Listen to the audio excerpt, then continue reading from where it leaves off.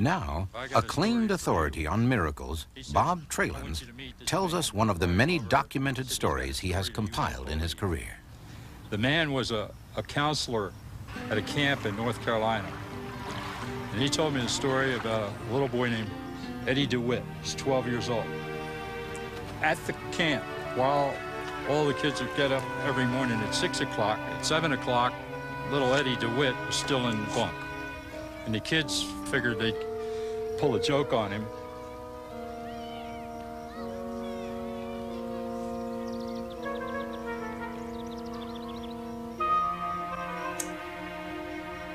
The kids put a firecracker under his bunk and ran. It exploded, but Eddie didn't jump out of bed.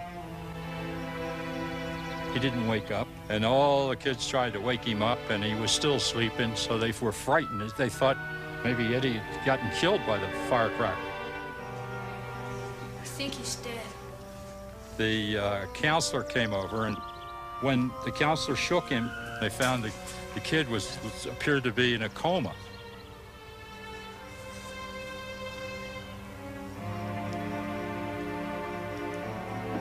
Why don't you go get the doctor, okay? So they sent for the camp doctor.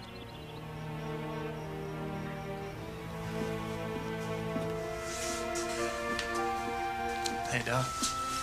Doctor examined him, and while he was examining the boy, he said he noticed that when he lifted his eyelids that there was a rapid eye movement, that the boy was not unconscious. He seemed to be in some form of a trance, as if he was dreaming.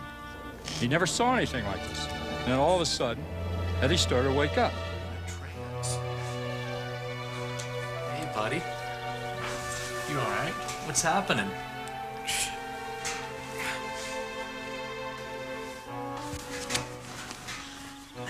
He sat up and he looked at it around, and so I was just dreaming about my grandma. My grandma, how is my grandma?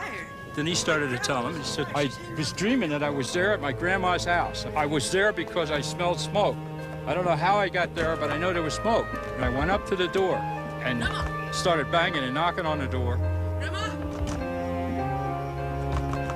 Grandma?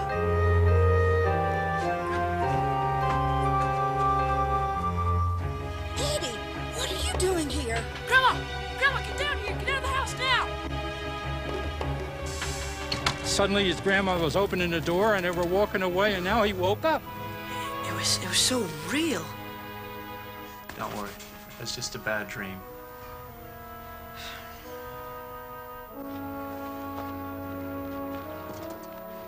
Eddie DeWitt, phone call in the counselor's office. Eddie DeWitt, phone call in the counselor's office. Eddie, come on in. It's a call from your grandmother. Mother? Hello? Eddie, is that you? This is Grandma.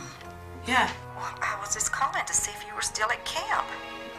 There was fire in the kitchen this morning. Are you okay?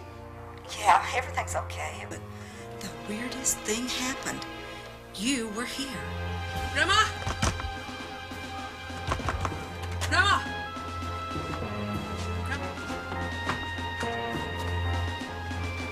Eddie, what are you doing here? Grandma, get down here! Get out of the house now! She looked out of the window, saw it was Eddie, rushed downstairs, and could hardly get to the door because there were flames coming from the kitchen. Oh, my.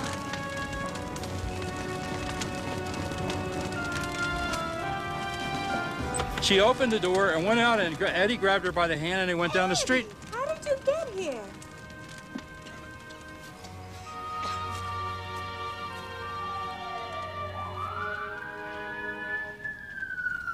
And then she turned around and Eddie was gone.